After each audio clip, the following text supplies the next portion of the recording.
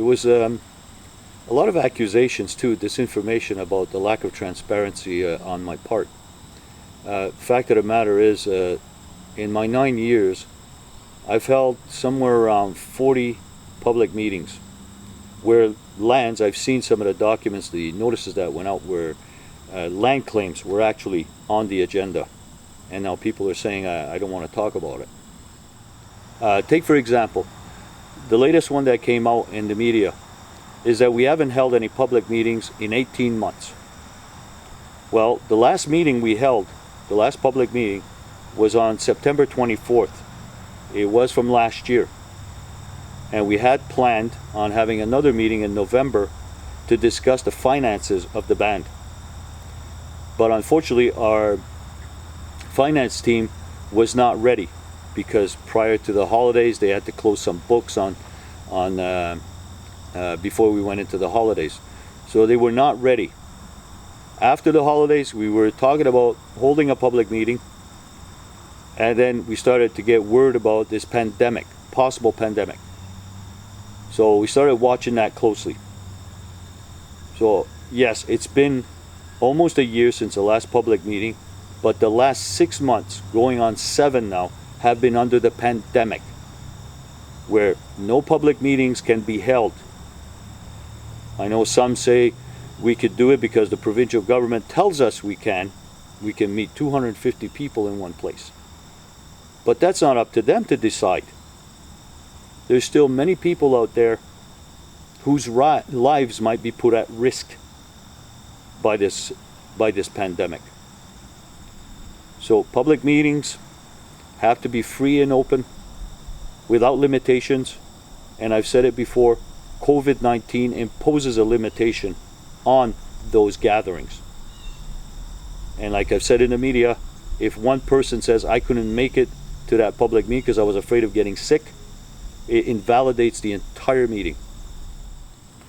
The fact is, I'm being accused about the lack of transparency, but there was a meeting that was held on July 22nd in the parking lot of Ratihade High School. And some people had gathered there to discuss things and apparently held a vote that night. Now, what I found kind of disturbing is that the camera system at the high school was unplugged shortly before the meeting began, and for an hour and 15 minutes the system remained off and was only turned on after the meeting was ended. So when you want to talk about transparency, at that meeting they say it was a meeting of band members. Well, from another camera system we saw that there were non-members there. Non-natives were there and members of other territories were there.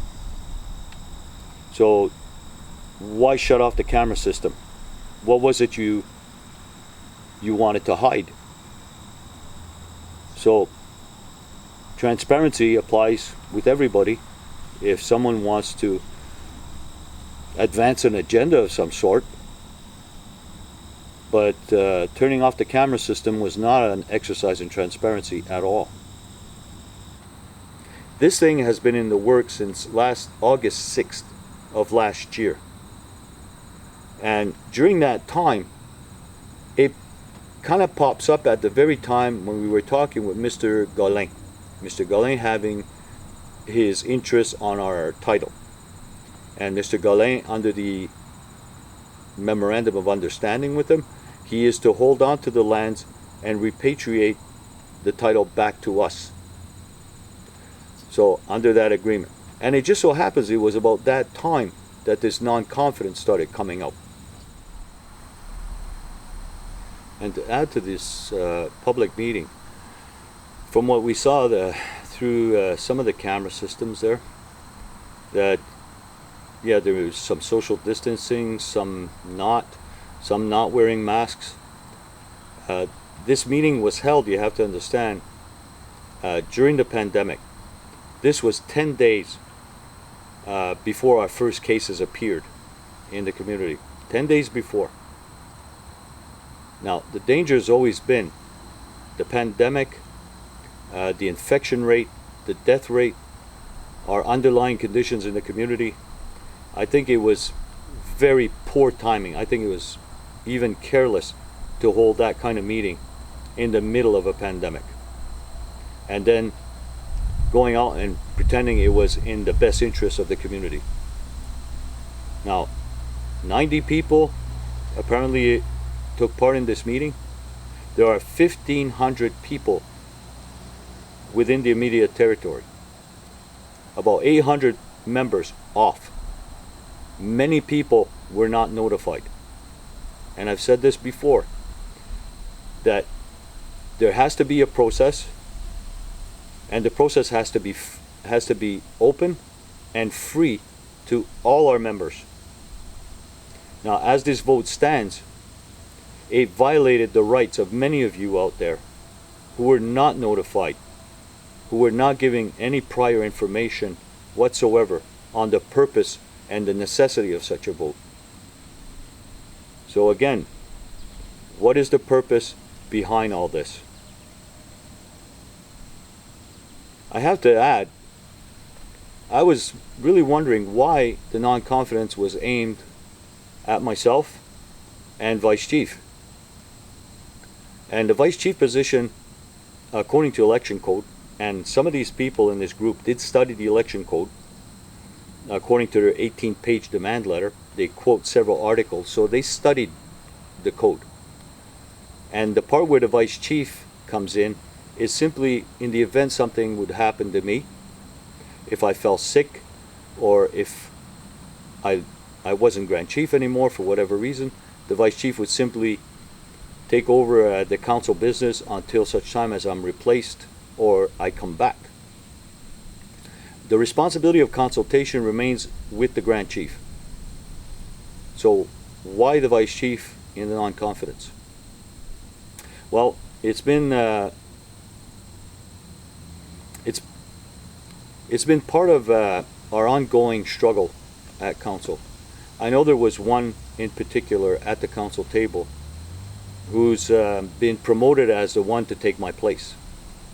And I think they figured out that if there's a Vice Chief in place, this chief cannot take over on an interim. So now I understand why it was myself and Vice Chief, because it opens the doorway for this chief to come in as interim Grand Chief.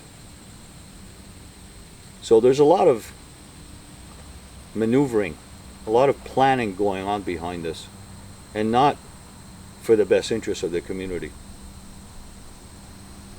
So that much is becoming quite clear to me.